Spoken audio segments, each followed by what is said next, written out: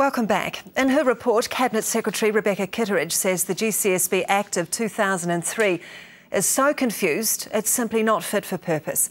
It's a damning judgment for an agency that deals with highly sensitive and confidential information. My next guest, Mai Chen, is an expert in public law. She's with me in studio. Hi, Mai. Thanks for coming Morning. in. Can you give us an idea? I know you've done some study on this, about how the oversight process works at the GCSB. Well, there are a lot of organisations which do oversight GCSB, but the difficulty is that this is a secret squirrel operation.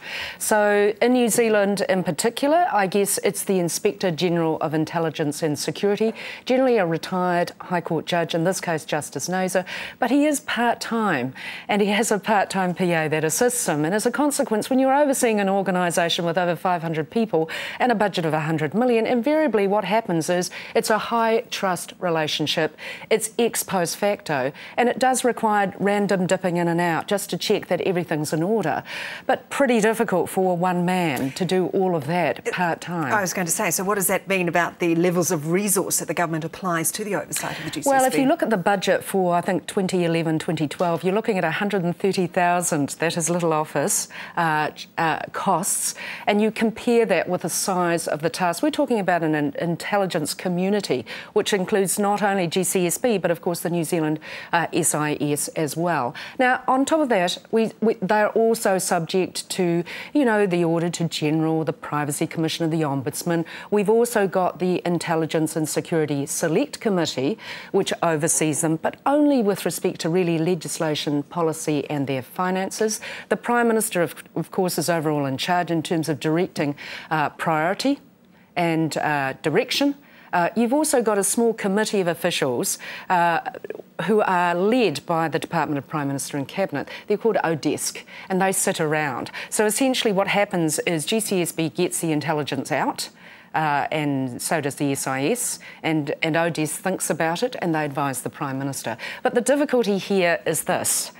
I know Rebecca Kitteridge well. She is a good lawyer, and when I read between the lines, I am shocked by what I read. I mean, there is a bit of a element about the report. She, of course, writes it extremely professionally, Rachel, but I think every New Zealander would be shocked by what we find.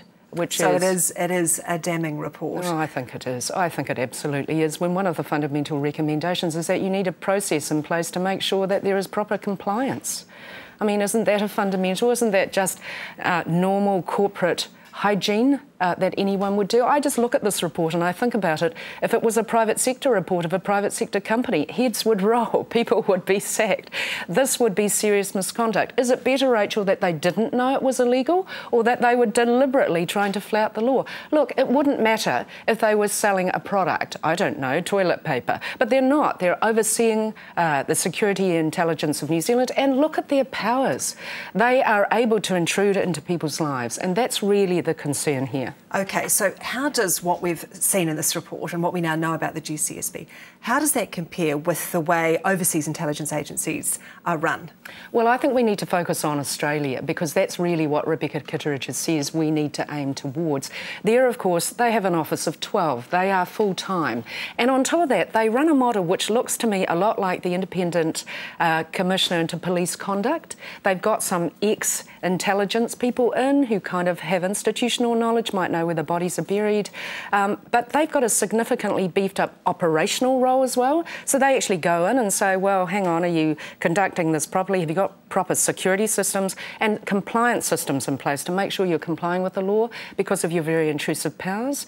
And they have a much more active, proactive, not ex-post-facto role. But of course you can do that when you've got resourcing, and I'm sure they resource that a lot more than we do. The opposition wants a review of the whole situation across our security agencies. What do you think of that? My response to that, well, look, the opposition needs to be careful because, of course, they call for a review on everything. And if you're not careful, people are going to start thinking, oh, well, here we go again. In this particular case, can I make it clear? We need to see the recommendations in the Rebecca Kitteridge report implemented.